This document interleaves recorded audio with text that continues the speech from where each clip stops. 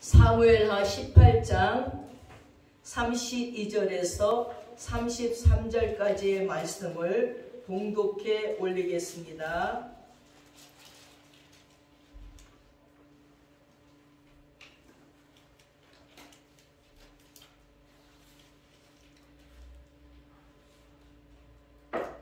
왕이 구스 사람에게 묻되 젊은 압살롬은 잘 있느냐? 구스 사람이 대답하되 내 주 왕의 원수와 일어나서 왕을 대적하는 자들은 다 그 청년과 같이 되기를 원하나이다 하니 왕의 마음이 심히 아파 문 위층으로 올라가서 우니라. 그가 올라갈 때에 말하기를 내 아들 압살롬아, 내 아들 압살롬아, 차라리 내가 너를 대신하여 죽었다면 압살롬 내 아들아 하였더라. 아멘.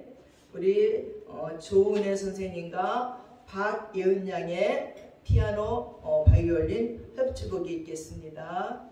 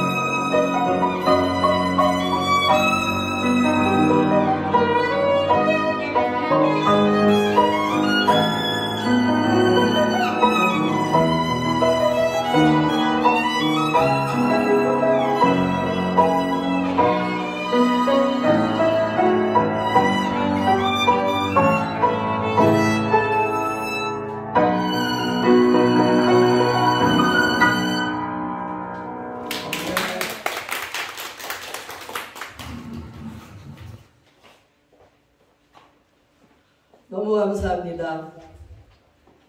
이 찬양을 받으시는 하나님이 기뻐하실 줄 믿고 하나님께 영광의 박수 올려드립시다. 오늘은 또한 어버이 주일입니다. 위대하신 우리 어머니 아버지를 위해서도 박수 올려드리십시다. 그동안 수고하셨습니다.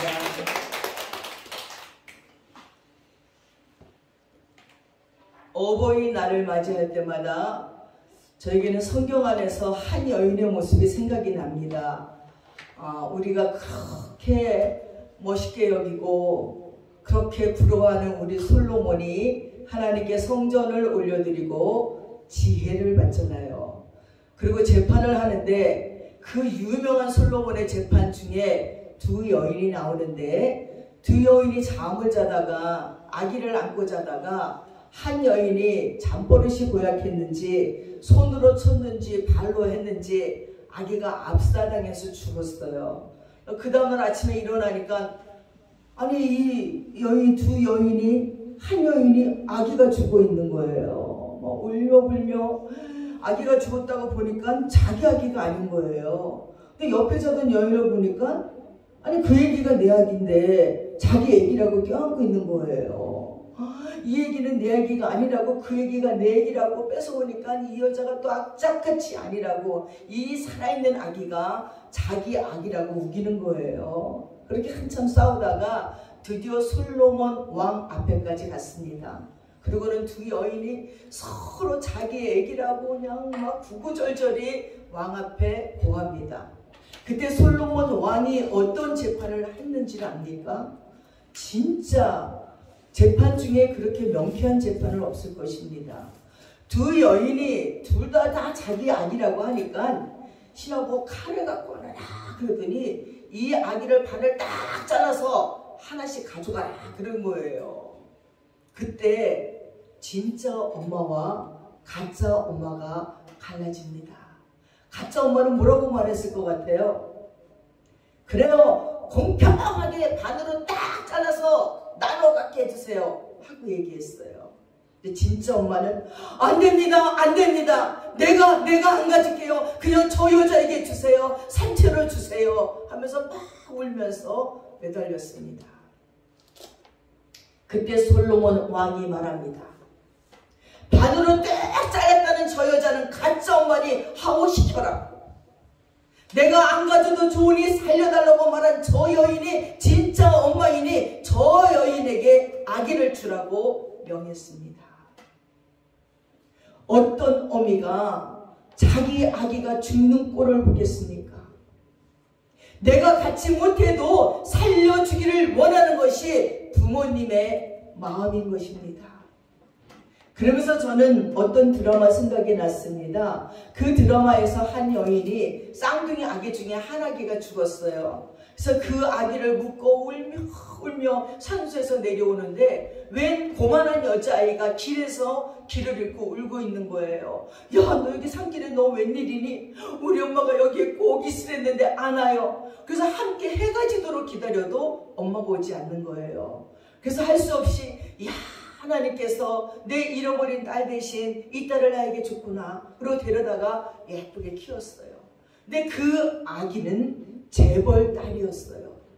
이 재벌 엄마가 잠시 한눈이 팔렸어요. 바람이 나서 한눈 팔린 바람에 딸을 거기다 세워놓고는 잊어버리고 그 슬픔 때문에 그냥 차를 타고 갔다가 다시 와서 보니까 아기가 없어진 거예요. 그 후로 20여 년이 지나도록 아기를 찾지 못했어요. 근데 어느 날 협박 전화가 와서 그 아기를 찾게 해줄 테니 10억을 내놓으라는 거예요. 그러니까 이 엄마가 10억 그까짓 거 문제도 아니다, 줄 테니까 아기가 어디 있는지 말하라. 그랬더니 그 집에 쌍둥이 아이 중에 한 애가 당신 애입니다 가르쳐줬어요. 그 집을 찾아가서 두 애를 데려다가 피 검사를 했어요. 근데 정말 한 애가 자기랑 DNA가 맞는 거예요. 찾아가서 내 딸이 누구냐고 내놓으라 그러니까 이 엄마가 아니라고 막 이러다가 잠시 생각을 하는 거예요. 친딸을 그 재벌집 딸이라고 들여보내는 거예요. 왜? 너무 가난하게 너무 힘들게 산 내 딸이 그 재벌집에 가서 공부하고 싶은 거 다 하고 그랬으면 좋겠다는 생각으로 자기 친딸을 재벌집에 보냅니다. 저는 그 장면을 보면서 야, 어머니들은 놀랍다. 내 곁에서 떠나도 그 자녀가 잘 되는 것만 생각하고 있는 그 어머니들의 마음을 보면서 가슴이 찡하기도 했습니다. 사랑하는 여러분, 이렇게 우리 부모님들은 우리가 좀 더 잘되기를 원해서 자기 희생도 마다하지 않는 것이 우리들의 부모님임을 생각해 봅니다. 그래서 다글라스 맥아더는 이런 아들이 갖고 싶다고 말했습니다. 약할 때 강할 줄 알며 두려울 때 용감할 줄 아는 아들, 솔직한 패배 가운데서 당당하게 굽히지 않으며 그리고 승리 가운데서 겸손하고 너그러운 아들, 자기 행동을 자기의 손으로 바꾸지 않는 아들을 기르게 하소서. 그를 평안한 위로의 길로 보내지 마시고 난관과 도전이 있는 긴장과 자극 가운데로 보내소서. 거기서 그로 하여금 폭풍의 가운데로 설 수 있는 방법을 배우게 하시고 거기서 그로 하여금 실패한 자들을 위한 동정을 배우게 하소서. 마음이 밝고 목표가 고상한 아들, 남을 다스리기 전에 자신을 다스릴 줄 아는 아들, 웃을 줄 알지만 결코 우는 법을 잊지 않는 아들, 미래를 지향하지만 결코 각오를 잊지 않는 아들을 기르게 하소서. 여러분, 이러한 아들을 갖고 싶은 소망이 모든 부모들의 바람일 것입니다. 요즘에 강철 부대라는 드라마가 있더라고요. 거기에 나오는 이 특수부대 청년들을 바라보면서 어떤 부모가 저런 아들을 갖고 싶지 않다고 할까? 키도 크지, 인물도 좋지, 정말 강한 거예요. 아니, 못하는 게 없는 거예요. 의리 있고 끈기 있고 자기 목표를 달성하려고 애를 쓰는 모습을 보면서 어떻게 저런 아들을 낳으셨을까? 어떤 엄마일까? 하는 생각이 들 정도고, 외국에서는 유튜브로 강철 부대를 보면서요, 아주 우리나라 남자들에게 뿅 같대요. 어떻게 한국인들이 이렇게 키가 크고 이렇게 잘생기고 이렇게 못하는 게 없고, 이야 멋진 나라라고, 코로나가 끝나고 한국에 가고 싶다고 아우성들이랍니다. 사랑하는 여러분, 자녀된 여러분은 어떻습니까? 이런 자녀가 되실 각오가 되어 있으신지요? 몇 년 전에 한 성도가 저에게 이런 얘기를 했어요. 교회 장로님 아들과 결혼해서 한 아기를 낳았는데 딸이에요. 두 번째 임신을 했습니다. 근데 이 아기만은 꼭 아들을 낳고 싶다는 거예요. 왜 아들이 그렇게 꼭 낳고 싶냐고 하니까 자기 어머니는 딸만 셋을 낳는데 어머니는 늘상 딸 낳았다는 그 죄의식에 아주 쩔쩔매고 시어머니 앞에 사는 것을 보았다는 것입니다. 그리고 결혼하고 보니까 아들 가진 부모님은 너무 당당하게 용돈 갖고 오라고 얘기하고 자기를 부려먹고 집에 와서 청소하라 그러고 여러 가지를 해도 당당한데, 우리 어머니는 저희 집에 한번 오려면 눈치를 보면서 쩔쩔매며 오신다는 거예요.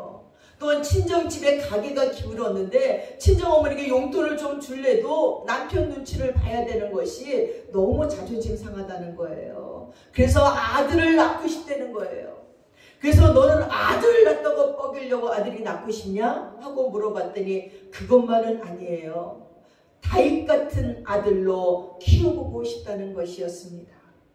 사랑하는 여러분, 다윗 같은 아들이 쉽습니까? 사랑하는 여러분, 다윗 같은 아들, 그래서 사람들이 다윗이라는 이름을 얼마나 아들들에게 져주는지 몰라요. 근데 저는요, 마음이 무겁고 답답합니다. 여러분, 다윗이 그렇게 그냥 다윗이 됐습니까? 다윗은 막내로 태어나서 형제들 가운데서도 구박받아서 형제들은 왕이 누가 될까 하고 사무엘 그 선지자에게 택함을 받을 적에 다윗은 혼자 가서 양치고 있었어요.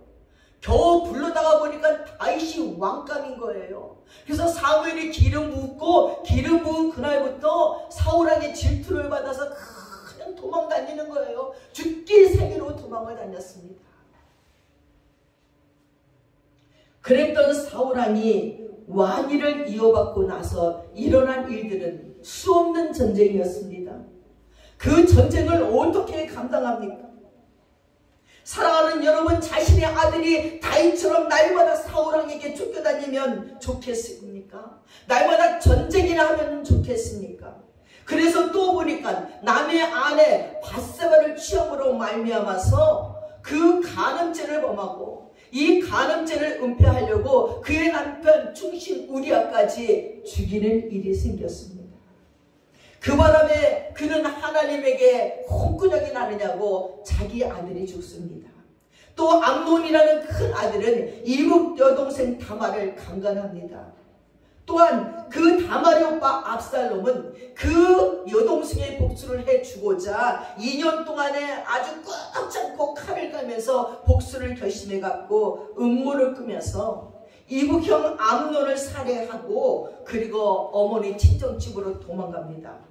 압살롬을 겨우 그래서 돌아오게 했더니 반역을 꾸며서 아버지의 왕권을 노려 전쟁을 일으키고 다윗은 자기 아들에게 겨우겨우 쫓겨다니고 도망다니는 신세가 됩니다.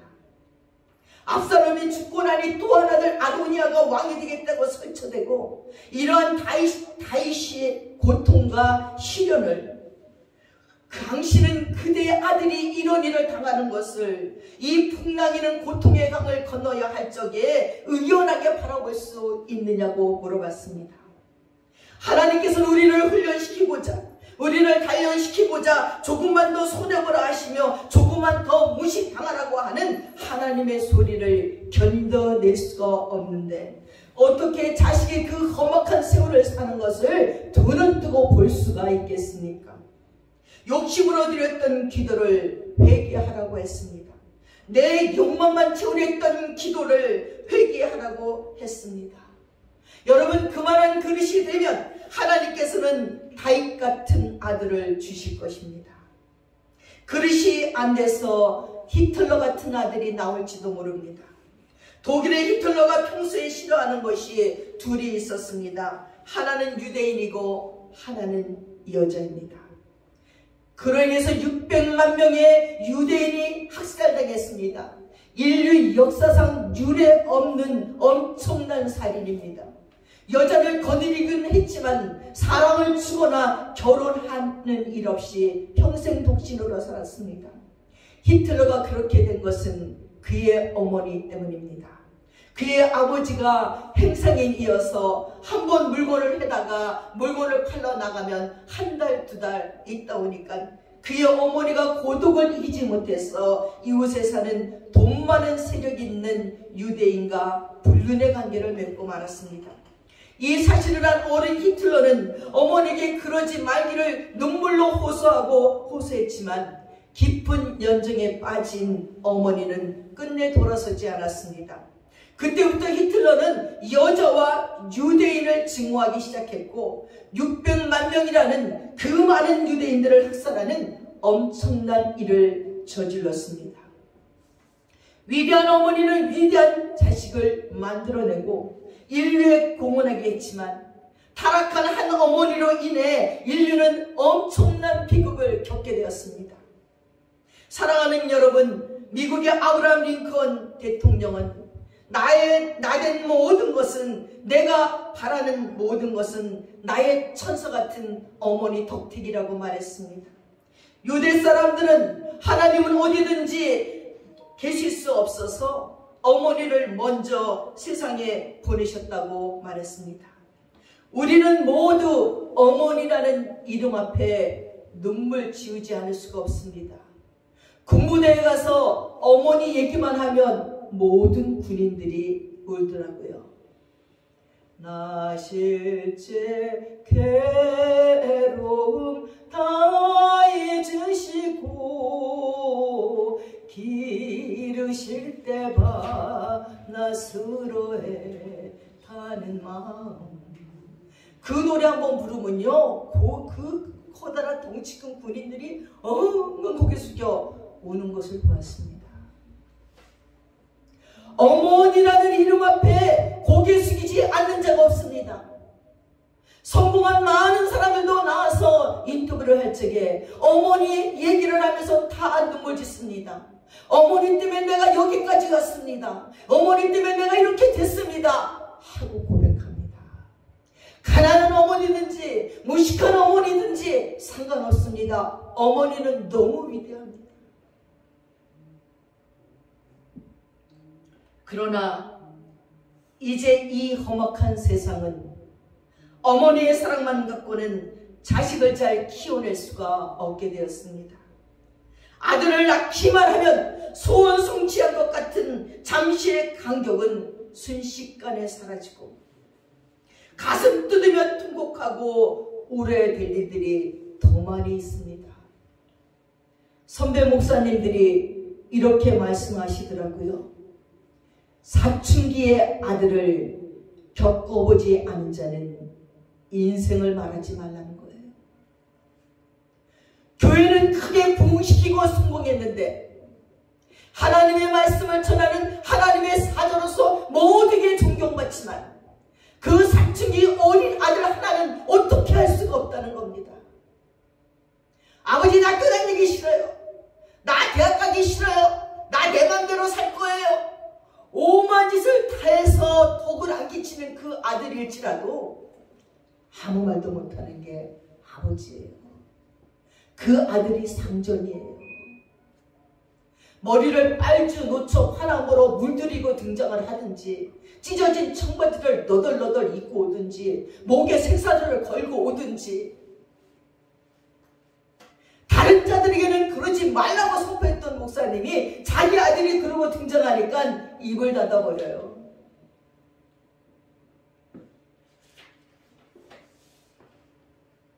그러면서 그 아들을 위해서 울며 울며 기도하는 아버지들의 모습을 보았습니다. 그렇게 울어주는 부모님이 있는 아들은 끝내 망하지 않더라고요. 돌아오고 돌이키는 것을 너무나 많이 보았습니다.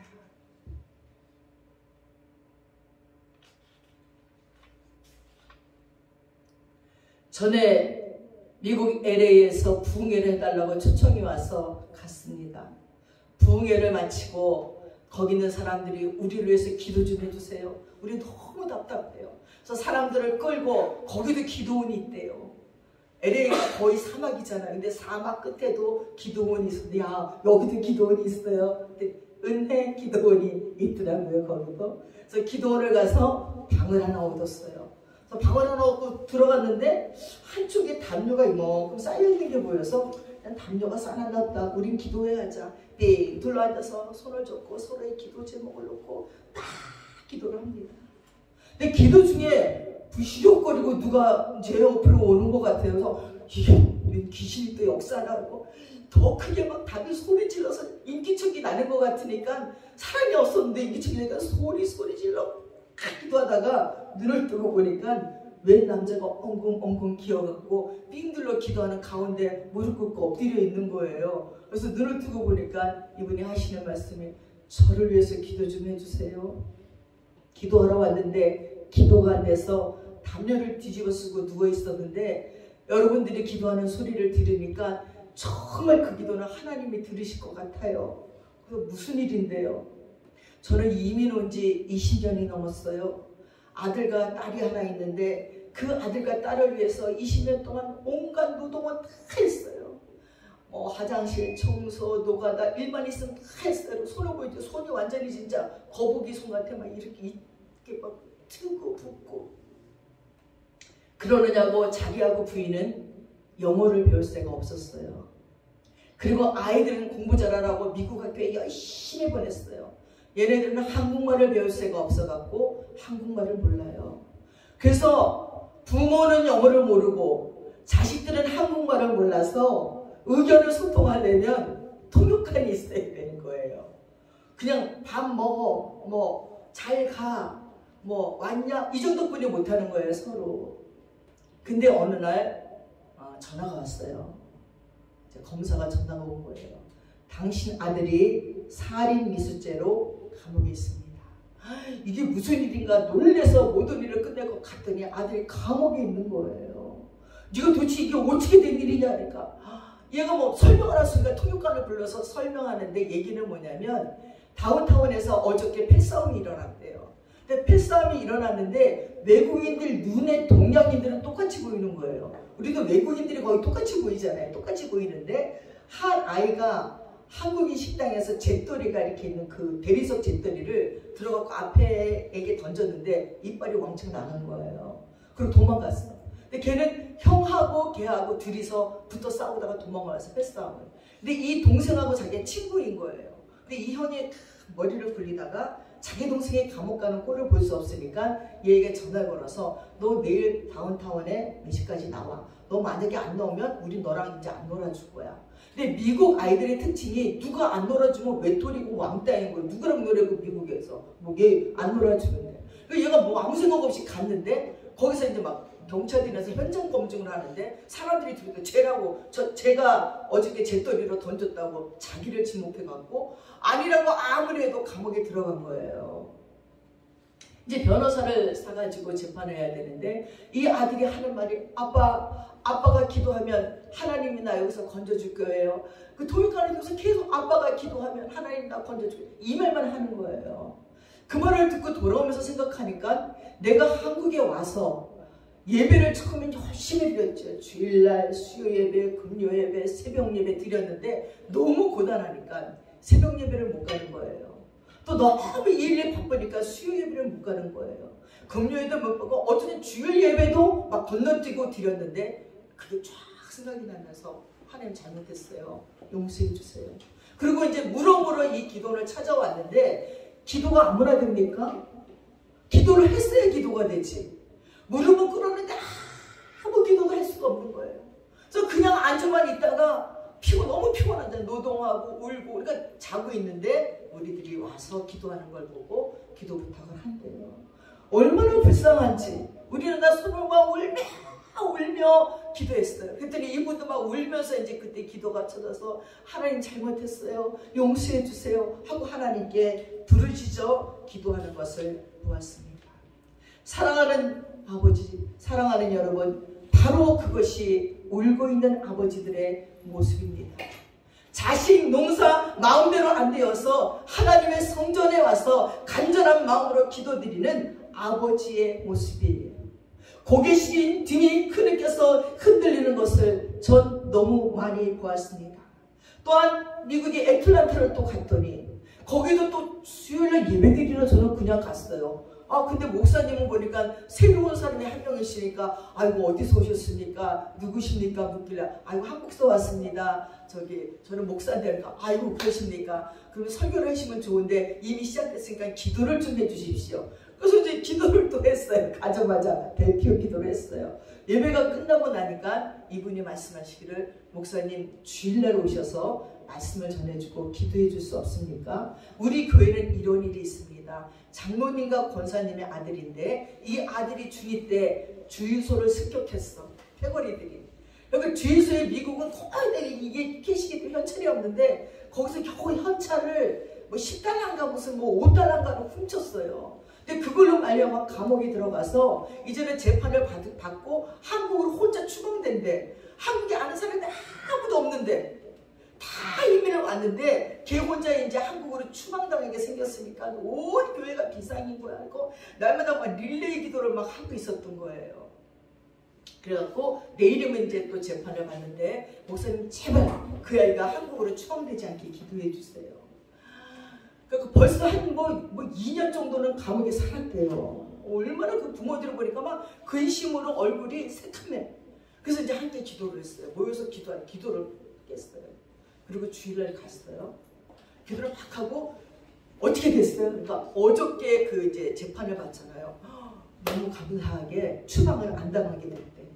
그리고 정상 참작이 막 돼갖고 이제 주일날 오후면 얘가 나온대. 그래서 목사님 보고 가시고 기도해주고 갔어요. 그러더라고요. 기도가 너무 놀라워요. 나도 놀랐어요. 세상에 진짜 이런 일이 있을까? 막 장로님 아버지랑 권사님 엄마가 막 좋아서 교회에서 잔치를 베푸는 거야. 근데 이제 저녁 예배 때쯤에 이 청년이 왔어요. 근데 막 엎드려서 그냥 울면서 기도하는 거야. 2년이라는 세월을 감방에 있다가 나왔으니 얘가 잘못했다고 그 마음이 그 마약 먹으면서 그런 친구들랑 돌아다니다가 이런 일을 겪은 거에 대해서 회개하면서 기도하는 모습을 보았습니다.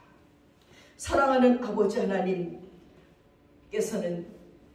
우리 부모님들의 심령 속에 하나님의 애타는 마음을 넣어주신 것을 분명하게 볼 수 있습니다. 폐역한 자녀들 때문에 그렇게 흐느껴 우시는 아버지들을 봤습니다. 아마 그 아버지들은 세상 경쟁에서 졌어도, 사업에 실패했어도, 직장을 이루어 실직자가 되었어도, 사랑하는 아내에게 배신을 당했어도, 자존심이 산산조각이 났어도, 사형수고를 받는 병이 들었어도 그렇게 부끄러움을 무릅쓰고 하나님 앞에 애원하면서 울지 않았을 것입니다. 오직 그렇게나 사랑했던 내 아들, 그렇게나 사랑했던 내 딸이기에 울어야 하는 아버지들입니다. 동방예의 지국이었던 이 땅에 어른들 앞이라면 무조건 고개 숙여 순종하던 이 나라에 이리도 아버지까지 울게 하는 슬픈 일이도 많아졌습니까? 사랑하는 여러분, 여러분은 지은 죄만큼 책망받지 않고 살았기 때문입니다. 폐역한 아들 압살롬, 폐역한 아들 아도니아에게 다윗은 네가 어찌하여 그리하느냐 하는 말을 한 번도 해서 그를 섭섭하게 한 일이 없다고 말했습니다. 여러분, 칭찬하기가 쉽지 야단치기가 쉬운 줄 압니까? 야단을 치면요 인간관계가 끝나요. 그래서 대부분 야단을 안 쳐요. 그냥 칭찬해버리는 게 맘 편하고 속 편해요. 다윗은 큰아들 암논이 자기 딸 다말을 범했을 때도 이 불측한 일을 책망하고 징계하지 않았어요. 너무 지나치게 아낌으로 말미암아 어떻게 해서든지 마땅히 해야 되는 정당한 일을 옆으로 제껴놓고 마는 바람에 다윗의 성령이 다말에게 죄를 범한 암논을 징벌하지 못했습니다. 압살롬이 그 암논을 살아야 할 때도 그 죄에 합당한 벌을 내리지 않았습니다. 다윗은 속으로 생각했어요. 차라리 내 죄지 하면서 가장 가깝고 가장 사랑스러운 자를 통해서 주를 떠나는 것이 얼마나 악하고 큰 고통인지를 체험하게 됩니다.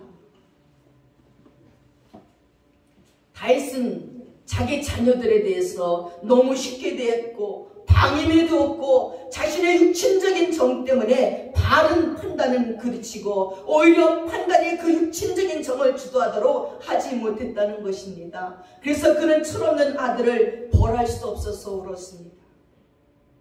그 대단한 용사 다윗이, 그 하나님의 마음에 합한 사람 다윗이, 길이길이 역사에 남은 위대한 왕 다윗이 자녀들 앞에서는 꼼짝도 못했습니다.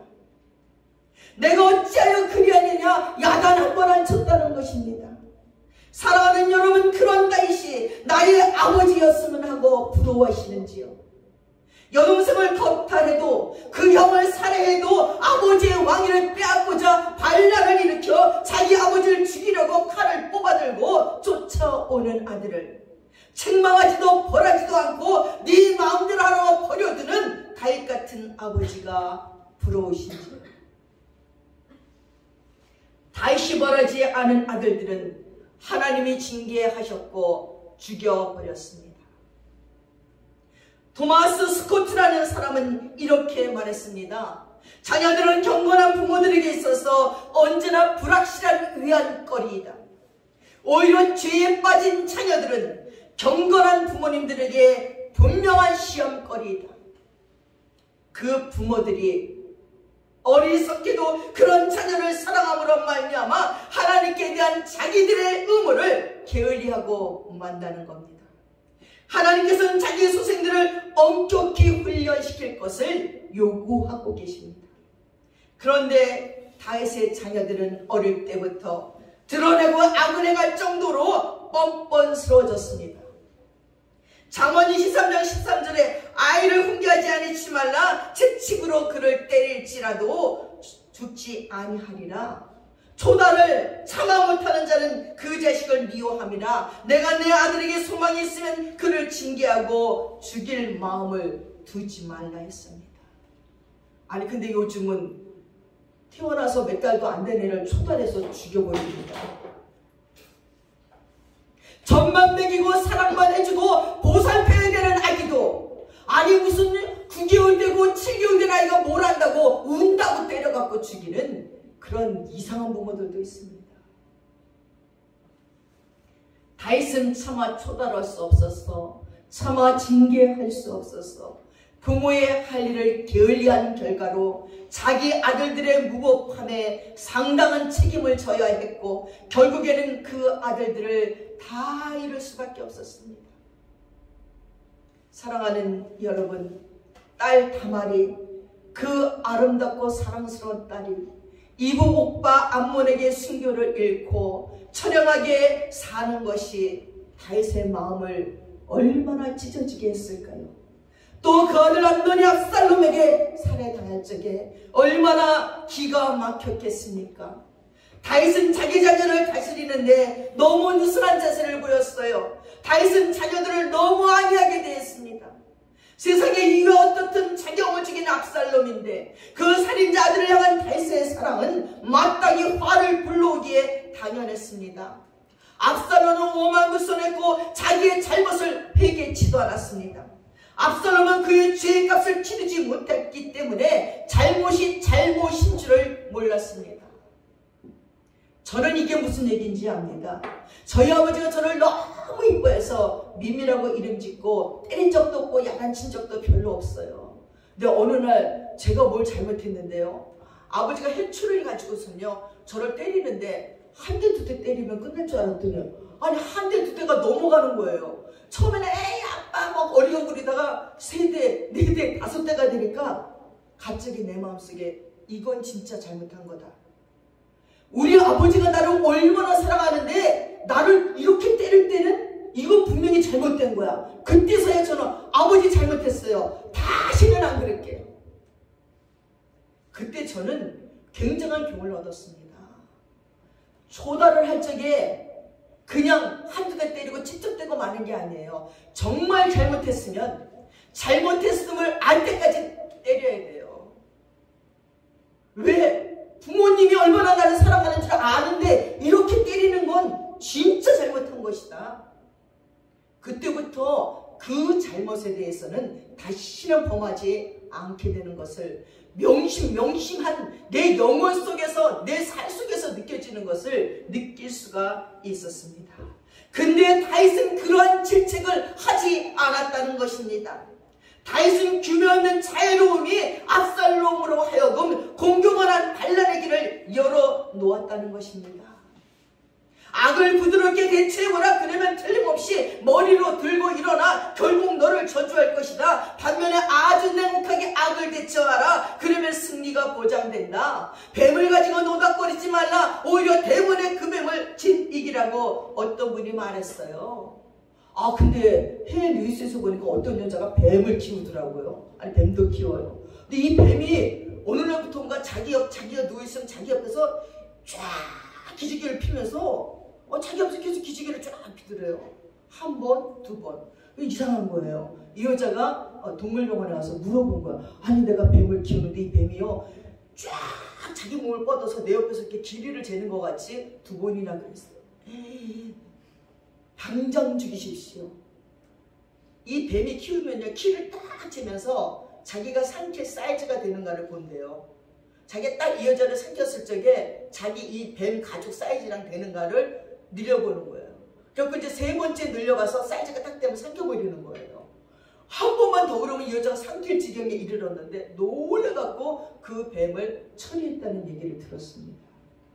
뱀을 가지고 노닥거리면 안 돼요. 무슨 뱀이 애완동물입니까? 다윗의 둘째 아들 압살롬은 이방인 구슬랑 달메의 딸 마아가의 아들이었고 구슬 사람들은 맹렬하고 고집센 사람들이었고 무법한 성격이었어요. 압살롬의 피 속에 그 성품이 들어가 있었습니다. 마아가라는 여인은 다윗에게 다말과 압살롬을 낳았는데 둘 다 너무 아름답고 매력적이었다는 것입니다. 온 이스라엘 가운데 압살롬같이 아름다움으로 크게 칭찬받은 자가 없었고 그는요 남자가 발바닥부터 정수리까지 흠이 없었어요. 이 압살롬이라는 이름은 평화의 아버지라는 뜻이에요. 그의 평화는 속이는 자의 평화가 되고 말았습니다. 압살롬은 여동생 다말의 복수를 꾸미면서 겉으로는 시리간에 한마디도 말하지 않았다는 거예요. 그래서 마땅히 화를 내야 될 적에 안 내는 사람이 더 무섭고 야단을 쳐야 될 때 야단을 안 치는 사람이 더 무섭습니다. 요시 두고 보자 하고 이를 갈고 있든지 아니면 포기해버리기 때문이에요. 그 2년이 지난 어느 날 에브라임 곁 발하솔이라는 곳에서 압살롬은 양털을 깎는 절기에 왕의 아들들은 다 초청해요. 그때는 막 축제예요, 축제. 서로 화해하자는 의미인 양 큰형 암논도 초청합니다. 이 암논은 긴장하고 있었지만 아무 말도 안 하고던 압살롬이 2년 동안 풀렸나 보다. 근데 양털을 깎는 날 또 나를 초청해. 야, 이제 화해하자는 얘기구나. 이 바보같이 그러고 거기 온 거예요. 그래서 술을 쫙 돌리고 거나에게 취하도록 하고 그들이 즐거워할 적에 자기네 집에 있는 사람들을 시켜서 다 죽여버리는 거예요. 그곳에 있던 왕의 아들들은 혼비백산 도망하고 잔치는 그렇게 끝이 났어요. 압살롬은 그 길로 어머니 마아가의 친정 구슬로 도망가서 3년을 지나다가 요압 장관에게로 다시 아버지께 돌아와요. 다윗 왕은 그래도 그 압살롬이 그리워요. 어느새 그 엄청난 압살롬의 죄, 암논을 잃은 슬픔은 다 달아나 버렸어요. 그 죄를 세월을 감에 따라 잊혀져 가고 있었다는 거예요. 그러나 사랑하는 여러분, 마태복음 5장 19절 30절에 죄를 지었으면 오른눈을 빼버려라. 네 오른손이 범죄했으면 오른손을 찍어내버리라고 말하고 있습니다. 죄를 짓게 하는 매우 사랑스러운 것들을 버리라는 거예요. 좁은 길을 향하는 우리의 믿음의 길, 경건의 길에 방해가 될 때는 가차없이 버리라는 것입니다. 그것이 하나님을 섬기는데 걸림돌이 된다면 걸림돌이 되는 눈을 뽑아버리고 손을 잘라버리라고 말씀하셨습니다. 사랑하는 여러분, 이 땅에 많은 부모님들이 오도된 사랑 때문에 어린 자식의 불순종과 방종을 엄하게 다루지 못한 부모들이, 그들의 죄를 눈감아주는 부모들이, 그 맹목적인 사랑을 베푸는 어버이가 자식의 모든 응석을 다 받아줌으로써 결국은 무가치한 불황아가 되어버리는 게으른 청년들이 얼마나 많은지요. 요즘은 유튜브를 통해서 음란 동영상을 어떻게 그렇게 무자비하게 뿌리는지요.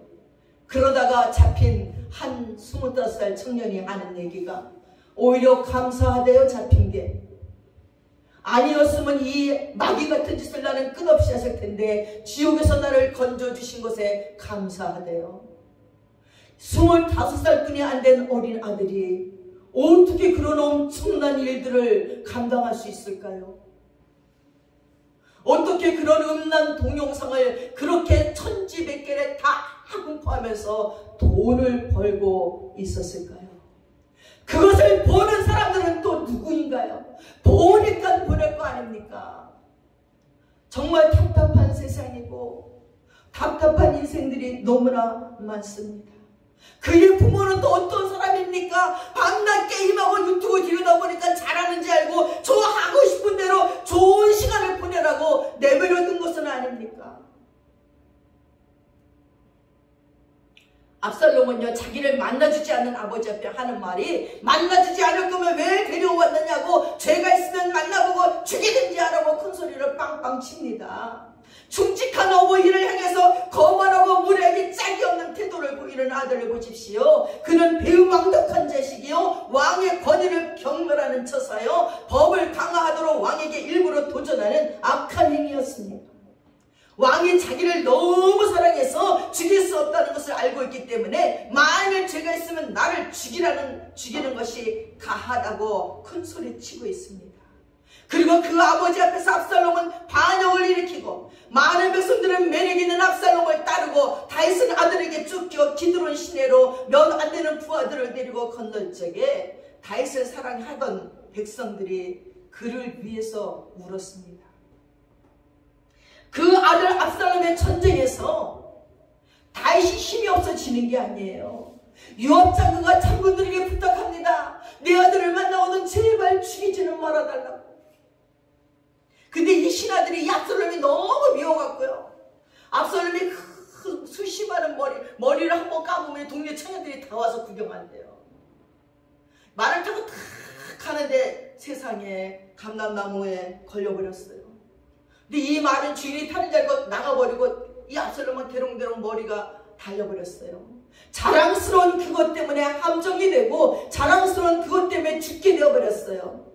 어떤 사관이 요압에게 말하니까 요압 장군이 창세기로 죽여버려요. 심장을 들었어요. 그리고 지금 왕 앞에 와서 압살롬이 죽었다는 소식을 전합니다.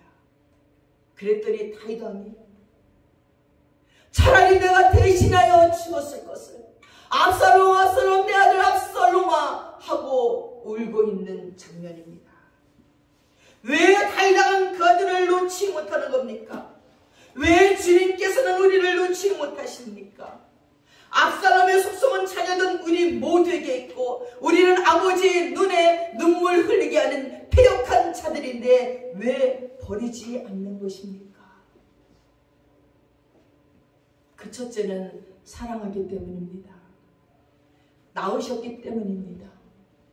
어릴 적부터 배내 웃음을 웃을 때부터 너무 이쁘고 사랑스러워서, 울음을 울을 때도 너무 사랑해서 그때부터 사랑했으니까요. 하나님도 우리를 창조하시고 너는 내 것이라고 하셨기 때문에 우리를 어떻게 할 수가 없어요. 예수의 이름으로 고백하고 참여하는 모든 죄는, 어떤 죄도 다 용서해 주시는 하나님은 바로 우리 하나님께서 우리를 창조하셨기 때문이에요. 두 번째는 뒤집기도 하고 엉금엉금 기도할 때부터 걸음마를 가르쳤기 때문에, 이스라엘 백성이 애굽에서 나올 때에 낮에는 구름 기둥으로 밤에는 불 기둥으로 아침마다 만나로 그들을 인도했기 때문에 버릴 수가 없어요. 세 번째는 팔로 안아줬잖아요. 저는 아직도 우리 희랑이를 안았던 따뜻한 가슴을, 우리 희명이를 안았던 따뜻한 가슴, 그것 때문에 사랑을 버릴 수 없어요. 그들을 업었던 등의 따뜻한 감촉, 그것 때문에 조카라는 그 끈끈한 정을 떼어낼 수가 없습니다. 이것은 애정의 표시입니다. 하나님의 사랑에 파는 사랑이고 능력이고 보호라는 것입니다. 네 번째는 병이 들면 고쳐줬거든요. 치료하는 영어라고 했습니다. 저희 어머니는 젊었을 적에 장사를 하시면서 힘든 일을 하면서 저희들을 키워냈는데 전 잊혀지지가 않아요. 밤에 내가 배가 아픈 거예요. 배가 아프다고 막 뒹굴뒹굴 구는데요. 그때는 병원도 멀고 약방도 멀어요. 산꼭대기 사는데 우리 어머님이 저를 놓고 막 뛰는 거 느꼈어요. 겨울에 막 저를 놓고 막 뛰는. 나는 배가 너무너무 아픈데 우리 엄마 등에 이렇게 누워서 막 뛰는데 엄마의 등에 그 따뜻함과 더워서 막 열기 나는 게 내 배를 따뜻하게 했는지 병원에 거의 도착하니까 배가 안 아파요. 나는 근데 그 엄마가 그 뛰던 그거를 잊혀지고 그 한 장면이, 나를 놓고 막 뛰던 그 장면이 잊히지 않아요. 또 잊히지 않는 한 장면은 우리가 중국에 가서 백두산에 갔어요. 백두산 꼭대기는 갑자기 눈보라 비바람이 막 치는 거예요. 근데 우리 희명이랑이가 어리잖아요. 막 그 올라가는데 막 바람에다 날려갈 것 같아. 도로 뒷바퀴에서 오는데, 야, 이제 늙어갖고 세상에 희랑이를 안 할 수도 없고 희명이 어떻게 못해. 그냥 장미라 목사가 그냥 막 낑낑이고 오는데 이 엄마는 희랑이를 업고 딱히 계단을 내려가서 내려놓고 또다시 올라와서 희명이를 딱 업고 가는데 우리는 속으로 무슨 거인이야. 이거 무슨 장수났나. 그 힘이 어디서 나왔을까요? 사랑하니까. 내 자식이니까. 그 산꼭대기 막 가파른 그 길에 막 그냥 막 비바람 눈보라가 막 치는데 바람이 나고 어떻게 할 수가 없어. 옷도 날아가고 막 다 날아갔거든. 근데 그냥 희랑이라고 뛰고 또 희명이라고 뛰는 걸 보면서 우리 뒤에 쫓아가면서 너무 무능력한 제 모습을 봤어요. 나는 뭐 어떻게 할 수가 없는데 들 수도 없고 안을 수도 없고 그냥 이렇게 가리면서 털쳐내고 오는데 위대한 어머니들이다. 광야생활 40년 동안에 종합병원도 없었는데 이스라엘 백성들이 모두 건강했습니다. 그렇게 치료했던 하나님이기 때문에 우리를 놓을 수가 없어요. 그렇게 사랑했던 내 아들 내 딸이기 때문에 놓을 수가 없습니다. 다섯 번째는 먹을 것과 마실 것을 줬어요. 우리를 먹고 마시게 하기 위하여서 부모님들은 뭐든지 해요. 자기 자존심 상하는 것도 상관없어요. 무슨 일이든지 다 감당하는 걸 봅니다. 저는 또 놀라운 것이 옛날에는요, 지금은 들한테 버스를 타면 엄마들이 젖을 꺼내서 애기 젖 먹여. 그 엄마 찾을 때 그렇게 유방을 막 꺼내놓고 버스 안에서 있었겠습니까? 내 자식이 응아 배고프다고 오니까 남들 보는 거 상관없어요. 그 비밀스러운 가슴을 내놓고 아기에게 젖을 먹여요. 저 속으로 이랬어. 난 이 다음에 시집가도 절대로 저렇게 안 할 거야. 그러나 자식을 먹이는 데 있어서 부모님들은 아무 부끄러움이 없습니다. 어쩌면 하나님과 우리의 부모들은 어이이리도 사랑하는 방법이 똑같을까요? 두 번째는 배신했는데도 놓지 않아요. 우리는 조건 없이 사랑만 받았음에도 하나님을 떠났고 부모 곁을 떠났습니다. 하나님 앞으로 돌아오기를 싫어하고 다시 가지 못할 가서는 안 되는 애굽 땅으로 가겠다고 떠났고 결심하고 물러갔고 돌아오라고 하여도 일어나는 자가 하나도 없다고 했어요. 철저한 배신, 이만저만한 반역이 아닙니다. 낳고 키우고 지키고 먹여주고 입혀주고 가르치고 생명을 나누어 주었음에도 불구하고 우리는 부모를 배신하고 또한 하나님을 배신했습니다. 요즘 뉴스에 보면 별일이 다 있어요. 어떤 자식들은요 부모님에게 똑같은 문신을 새겨가지고 미국을 가가지고 버리고 온대요. 엄마도 버리고 오고 그다음에 아버지도 버리고 오고, 엄마 아버지가 서로 어찌할까 모르고 막 헤매다가 경찰로 막 해서 둘이 딱 만났는데 똑같은 문신을 새겨가지고 버렸더래요. 엄마 아버지 재산 다 뺐고. 그런 자녀들이 지금 얼마나 많이 있는지 모릅니다. 재산 안 준다고 때려 죽이는 자녀가 있고요. 생명보다 자기 인생보다 더 사랑한 자녀가 등을 벌리고 돌아설 때는 부모님들은 가슴이 무너져 내리고 뼈가 녹아내리는 아픔이라고 했습니다. 사랑하는 여러분, 부모님의 사랑을 배신하고 떠나는 자들이 하나님의 슬픔을 알까요? 슬픔이 있고 기쁨이 있고 사랑이 있고 진노가 있다는 것을 이스라엘의 배신은 1000번 만번 벌을 받고도 마땅한 배신이었는데 그럼에도 불구하고 나는 너를 버리지 않겠다고 하시면서 나는 너희를 내 손에서 내놓지 않겠다고 말했습니다. 다윗 왕도 아들 압살롬을 버릴 수 없어서 내놓을 수 없었던 것입니다. 그것은 지금도 변함없는 우리 아버지들의 사랑입니다. 그것은 지금도 변함없는 우리 하나님 아버지의 사랑입니다. 그래서 주님은 내 대신, 내 죄악 대신에 하나님 대신 매를 맞으시고 작정을 하셨어요. 배신을 탓하고 불신을 꾸짖고 죄악을 때리시되 자식을 때리지 않고요, 하나님 자신이 매를 맞으시기로 작정을 하신 것입니다. 그것이 바로 예수 그리스도의 십자가입니다. 내 대신 매 맞고 내 대신 찢기시고 내 대신 피 흘리시고 내 대신 죽은 사건이 그것이 바로 십자가입니다. 다윗도 압살롬을 대신해서 내가 죽었더라면 내 아들 압살롬아 내가 대신 죽었더라면 하면서 울었습니다. 그래서 주님도 우리 대신 죽으셨습니다. 사랑하는 여러분, 이것이 비역한 세대에 울고 있는 우리 아버지들의 모습이고 사랑입니다. 이것이 이 패역한 세대에 울고 있는 우리 하나님의 모습입니다. 우리 하나님을 더 울리지 맙시다. 우리 부모님을 더 울리지 맙시다. 기도하겠습니다. 사랑하는 아버지 하나님, 우리 부모들은 어떻게 매 순간마다 내가 너를 대신하여 죽었으면, 사랑하는 내 아들아, 사랑하는 내 딸아, 그렇게 할 수가 있는지요? 어떻게 우리 부모님들은 귀찮은 모든 일들을 감내하시고 힘든 모든 일들을 마다하지 아니하시고 우리에게 칭찬도 존경도 받지 못하면서도 끊임없이 우리를 놓지 못하시고 끊임없이 우리를 사랑하고 계시는지요? 그 부모님의 사랑이 아니면 우리는 어떻게 하나님의 사랑을 알 수가 있었겠는지요?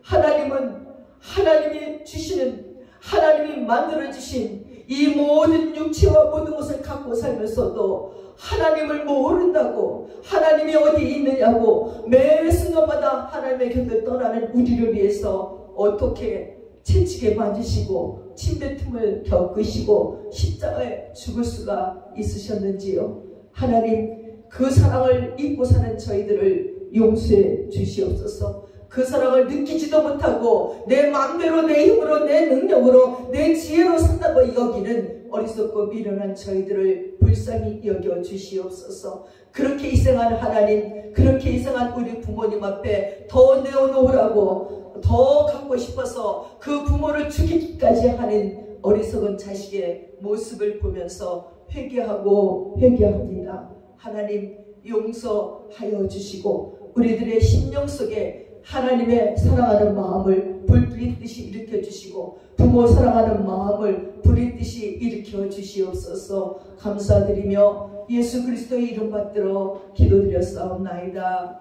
아멘.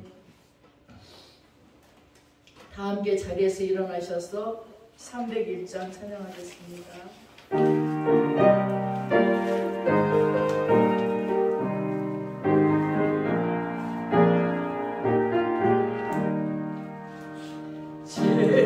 지금까지 지내온 것 주의 크신 은혜라 한이 없는 주의 사랑 어찌 이루마라